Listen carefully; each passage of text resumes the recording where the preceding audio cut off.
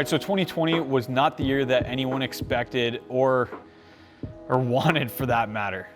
I personally had a bunch of setbacks and disappointments, but it also gave me some new perspectives. It made me really appreciate what I've had and what I continue to have living through this super weird Twilight Zone, Black Mirror type of year that we've had. Now, something that I don't really like advertising, because I mean, let's admit it, it's kind of embarrassing, but I'm 31 and I'm still a basement dweller. All right, so this is where I was actually supposed to make a bit of a joke, taking a shot of me kind of sliding in between my parents, having their morning coffee. They look annoyed, and that can't actually happen now. We just found out that my mom tested positive for COVID, and so we're now trying to all stay separate. So her symptoms are mild, we're all good, but do your part, stay home, and wear a mask if you have to go out. Let's go back to the video.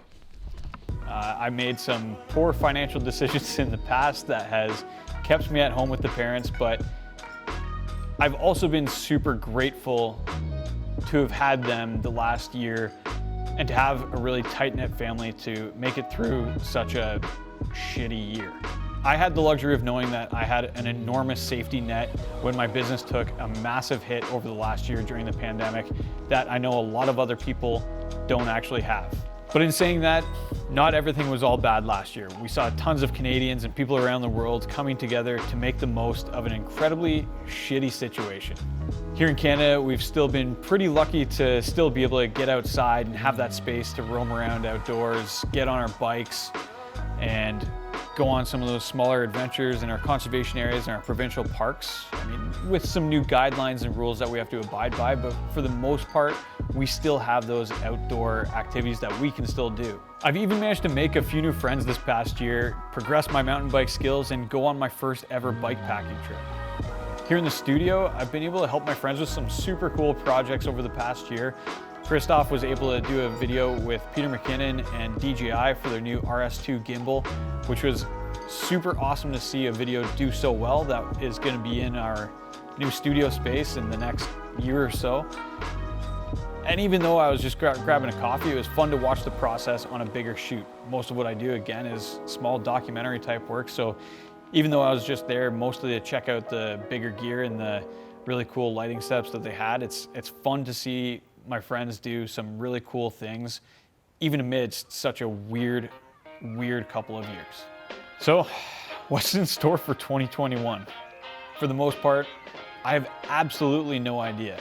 But what I do know is that I want to go into this year having some tangible goals that I can set so that I at least feel like I have some control over what's happening in my life. So first goal for 2021 is to hit 1,000 subscribers. It's pretty simple, but I just want to produce more content and produce it more consistently. I mean, if there's ever going to be a time to do it, work is still very slow for me. This is it for me. So that is goal number one. Hit that 1,000 subscriber mark so that I can start to feel like the channel is moving forward and I have something to do in my increasing time off. Speaking of content, goal number two is also very simple. I want to make at least 3 more episodes of The Locals and also create some secondary episodes that will give you a bit more of the behind the scenes of how I came up with the idea, how I light it, how I go about shooting these episodes.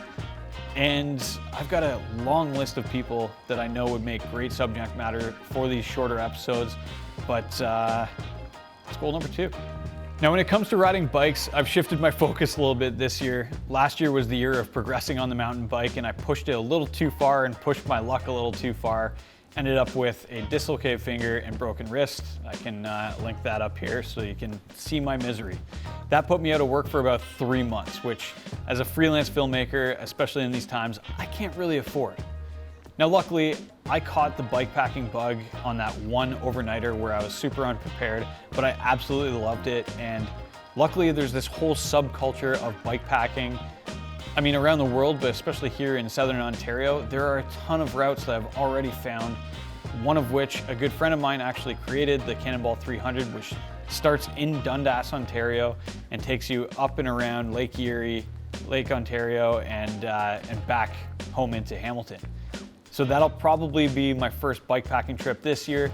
I'm also got my eyes on the BT 700, the Colt, the Guelph to Goderich Trail. There's tons of options out there just to get in those really cool rides that, I mean, in these days where you can't really travel, that's where you've got an adventure straight out your front door. And I'm so stoked to get out there and see more of my hometown and more of the towns that surround me.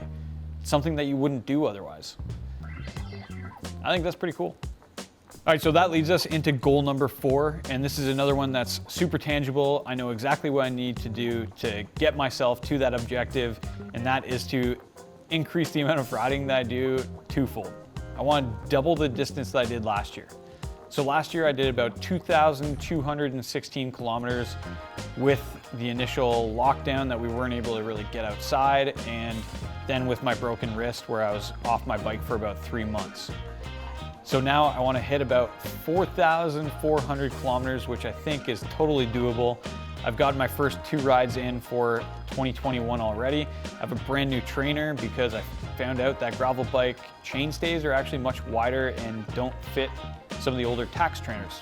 That's a story for another video, but already got a couple rides under my belt, and I'm going for it.